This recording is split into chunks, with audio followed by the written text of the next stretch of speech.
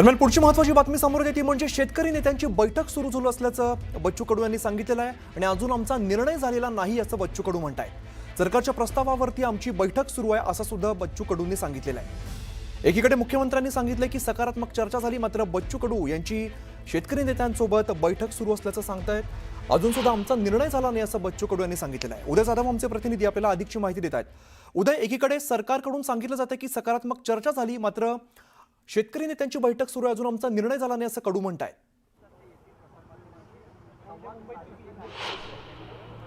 मी आता सह्याद्री अतिथीगृहाच्या बाहेर आहे। काही वेळापूर्वीच मुख्यमंत्री देवेंद्र फडणवीस यांच्या उपस्थितीमध्ये महत्त्वाची बैठक जी आहे ती पार पाडलेली आहे। मात्र या बैठकीमधून मुख्यमंत्र्यांनी जी माहिती दिली आहे त्यानुसार शेतकऱ्यांचं समाधान झालं आहे किंवा त्यांना त्यांच्या मागण्या ज्या आहेत त्या आम्ही टप्प्याटप्प्याने पूर्ण करणार असल्याचं त्यांनी सांगितलेलं आहे। मात्र बच्चू कडू यांनी अद्याप कुठलाही निर्णय जो आहे तो झाला नसल्याचं सांगितलं आहे। आमचं शिष्टमंडळाची संपूर्ण बैठक होईल, बैठक झाल्यानंतरच आम्ही सर्व निर्णय घेऊ असं सांगण्यात आलेलं आहे। थोड्या वेळातच आपण पाहतोय मागच्या मागे की बच्चू कडू आणि त्यांचं शिष्टमंडळ जे आहे ते इकडे येणार आहेत आणि आज याबद्दल प्रतिक्रिया देणार आहेत।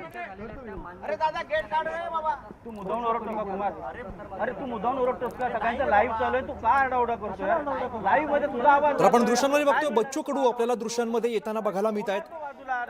अजूनही आमचा निर्णय झाला नाही असं बच्चू कडूंनी सांगितलेलं आहे, मात्र सरकारकडून सकारात्मक प्रतिक्रिया येते।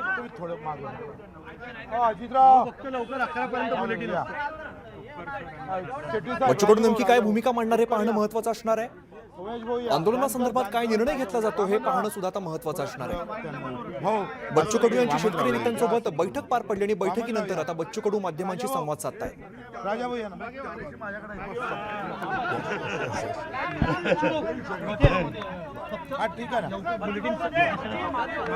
बच्चू बैठक झाली, त्यांनी जो निर्णय घेतला जी आर काढला, तुम्ही समाधानी आहात का की पुन्हा एक नवा आम्ही तारीख घ्यायला आलो होतो। तारीख आम्हाला भेटलेली आहे। मुख्यमंत्री उपमुख्यमंत्री दोघांनी, एकनाथजी शिंदे असेल, अजितदादा असेल आणि मुख्यमंत्री स्वतः यांनी सांगितलं का आम्ही जे दिलेला शब्द आहे तो 30 जून 2026च्या आत कर्जमुक्ती झाल्याशिवाय राहणार नाही आणि त्या संदर्भात त्यांनी जे शब्द दिलेला आहे आम्ही सुद्धा तारखेसाठीच आलो होते का तुम्ही तारीख घोषणा करा, योग्य वेळ कधी आहे।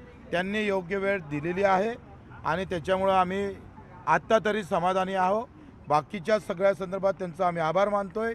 मेंढपाळाच्या बाबतीत सुद्धा त्यांनी जागा देण्याचं कबूल केलं, साऱ्यासाठी, आमच्या अपंग दिव्यांगासाठी, बाकी मुद्द्यासाठी सगळ्या चर्चा होणार आहे। प्रत्येक मिनिस्टरसोबत चर्चा होईल। ग्रामपंचायत कर्मचाऱ्याच्या वसुलीच्या अटीबाबतही निर्णय झालेला आहे, ह्या संगणक परिचालकाबाबतही निर्णय झालेला आहे। बाकी अधिक विषय मला वाटतं आमचे सगळे नेते मंडळी आंदोलन मागे घेणार का? आता आंदोलन मागे घेणार का? आता हे बाकी नेते मंडळीला विचार। तुम्ही आंदोलनाचे नेते, तुम्ही नेते आहात, आंदोलन तुमच्या हाकेवर। हो बरोबर आहे, पण मी नेता असलं तर याच्याशिवाय झालं नसतं होते।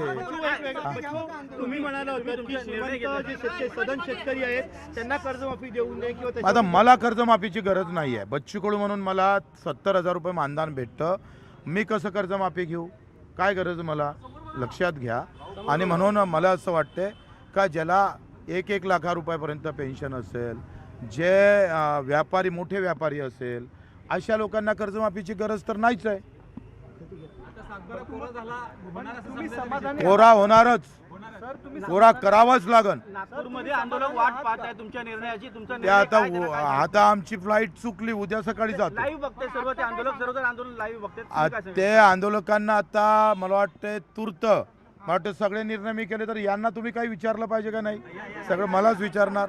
बच्चू कडू हा आंदोलनाचा चेहरा होता। अहो मी जरी चेहरा असला तर राजूजी शेट्टी आहे, आमचे नवले दादा आहे, वामनरावजी चटप आहे, तुपकरजी आहे, क्षीरसागरजी आहे, महादेवराव जानकर आहे, राठोडजी, आता ओबीसी नेत्यांनी पाठिंबा दिलेला आहे। मला असं वाटतं का यांची फार मोठं योगदान आहे। मी या सगळ्या ह्याच्यातला एक लहान कार्यकर्ता आहे, लक्षात घ्या। आखरी त्या शेतकऱ्याचं मोठं योगदान आहे, हे क्रेडिट आम्ही सरकारला पण देऊ इच्छित आहोत। आणि माझं वाटते हा क्रेडिटचा विषय नाही, वेदनेचा विषय आहे। आणि मग या सगळ्या लोकांनी मोठेपण करून या आंदोलनात सहभागी झाले, हा फार मोठा विषय आहे। लहान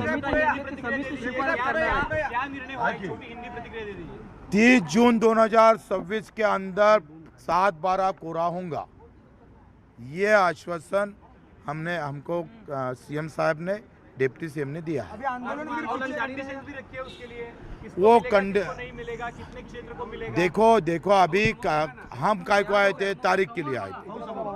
तारीख के लिए हम आए हैं, तारीख हमको मिली है।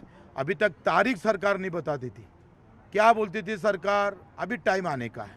अब टाइम लाया ना हमने, टाइम लाया है और 30 जून 2026 के अंदर हमारा किसान 7 कर्जा मुक्त होगा। तो डिटेल्स अभी तक बाहर नहीं आई है।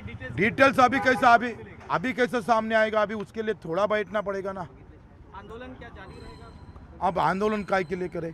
तारीख अगर मिले तो अब आपके लिए आंदोलन करेंगे, ये कॅमेरामॅन के लिए आंदोलन करेंगे। आंदोलन करणार आहात का आता? हेच मला आता मला वाटतं ते त्यांना त्यांच्या तोंडून द्यायचं होतं, तुम्ही मलाच विचारताय। मग सगळे मिळून आम्ही चर्चा केली, आता आंदोलनाची तूर्त तरी गरज नाही, आम्ही सगळे मिळून ठरवलं आहे। रोहित पवारांनी ट्विट केलं होतं आणि त्यांनी तुम्हाला एक सल्ला दिला होता की हे सरकार गोल गोल फिरवत राहणार आणि त्याकरता तुम्ही गोल गोल फिरवला तर आम्ही एवढे खुळे नाही आहे। रोहित दादांचा आम्ही सन्मान करतो, त्यांना आम्हाला बरंच सहकार्य केलेलं आहे। काँग्रेस पार्टी असन त्यांनी पण पाठिंबा दिला, राष्ट्रवादीनं पाठिंबा दिला आणि त्यांचंही आम्ही खरं सगळ्या लहान मोठ्या भूमिपुत्र संघटना, बळीराजा संघटना, सगळ्या लहान मोठ्या संघटनेनं प्रचंड, याच्यापेक्षा सगळ्या शेतकऱ्यांनी, काल मनोजदादा जरांगे आले होते, आज राठोडजी आले, ओबीसीचे नेते, शेतकरी सगळ्या जाती धर्मात आहे आणि ते एकत्र होऊन लढताय, याचा आनंद आहे। सगळ्यात मोठी प्लस गोष्ट आहे का आम्ही सगळे एकत्र आहोत, ही सगळ्यात जमेची बाजू आहे। थोडा आता इकडे अजितदादा उभेटाचे खासदार आमचे उमेशदीप पाटील पण आलेले होते, उमेश पाटील त्यांनी पण आले। मुख्यमंत्र्यांबरोबर प्रदीर्घ चर्चा झालेली आहे, चर्चेतून मार्ग निघाला आहे का? आंदोलन प्रदीर्घ होतं, तसंच चर्चा सुद्धा प्रदीर्घ झाली आणि शेतकऱ्यांच्या संघटनांच्या वतीनं सर्व नेत्यांनी शेतकऱ्यांची बाजू अत्यंत घमासान पद्धतीने मांडली आणि तारीख डिक्लेअर केल्याशिवाय कोणताही तोडगा निघणार नाही अशा प्रकारची भूमिका आम्ही आतमध्ये घेतली। केवळ तारीख न सांगता कोणत्याही प्रकारची घोषणा त्याला अर्थ राहणार नाही ही आमची भूमिका होती। त्याच्यामुळे तारीख जोपर्यंत डिक्लेअर होत नाही तोपर्यंत चर्चा पुढे जाणार नाही हा स्टँड हा सर्व शेतकरी नेत्यांनी आम्ही घेतला। त्या पार्श्वभूमीवर जवळजवळ 2 तास घमासान झाल्यानंतर 30 जून 2026च्या आत कर्जमाफी केली जाईल अशा प्रकारचा शब्द देवेंद्र फडणवीस साहेब मुख्यमंत्री, एकनाथ शिंदे साहेब आणि अजित पवार साहेब या तिघांनीही आम्हा सगळ्यांना दिलेला आहे। आम्ही अपेक्षा ठेवतो की या तीनही पदावर असलेल्या व्यक्ती ज्यांनी तो शब्द दिलेला आहे ते शब्द पाळतील अशा प्रकारची अपेक्षा आम्ही त्यांच्याकडून ठेवतो आहे।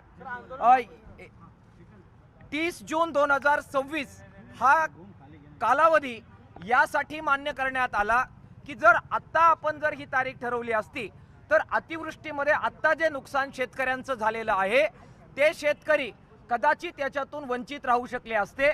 त्यामुळे मागच्या फायनान्शियल इयर जे आहे 30 जून 2025चं त्याच्याबरोबरच 30 जून 2025 नंतर ज्या शेतकऱ्यांचं नुकसान झालेलं आहे या हंगामामध्ये त्यांना सुद्धा रिलीफ मिळावं या दृष्टिकोनातून ही एक्सटेंडेड डेट आपण मान्य केलेली आहे। याच्यामध्ये क्रायटेरिया काय असतील, कितीपर्यंत कर्जमाफी मिळेल, त्याच्यात अटी शर्ती काय लावल्या जातील याच्यावर आमच्या सर्व शेतकरी संघटनांचं बारीक लक्ष असेल। त्याच्यामध्ये घाम गाळणारा प्रत्येक शेतकरी हा बसलाच पाहिजे, कोणीही वंचित राहता कामा नये ही आमचे सगळ्यांची आग्रह असणार आहे आणि त्यामुळे त्यांनी जर क्रायटेरिया लावले आणि त्यातून शेतकरी वगळले गेले तर ते वगळल्या गेलेल्या शेतकऱ्यांची बाजू घेतल्याशिवाय आम्ही राहणार नाही। त्यामुळे अटी शर्ती न लावता सर्व शेतकऱ्यांना ज्याचा मातीत हात आहे, जो कष्ट करतो त्या प्रत्येकाचा 7/12 कोरा त्यांनी केला पाहिजे हा आमचा आग्रह असणार आहे आणि त्यासाठी आमच्या सगळ्यांची लढ्याची तयारी आहे। लढ्याच्या पातळीवर आत्ताचा लढ्याचा टप्पा हा जरी आम्ही आता स्थगित करत असलो तरी 7/12 कोरा झाल्याशिवाय लढा संपूर्णपणाने मागे घेतला जाणार नाही। 30 जून 2026च्या आत सगळ्या शेतकऱ्यांना लाभ कर्जमाफीचा मिळाला पाहिजे याच्यावर आमची पूर्णपणाने कमिटमेंट त्याच्यामध्ये आहे।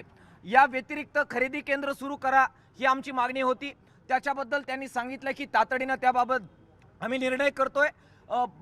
विशेषतः सोयाबीन आणि कापूस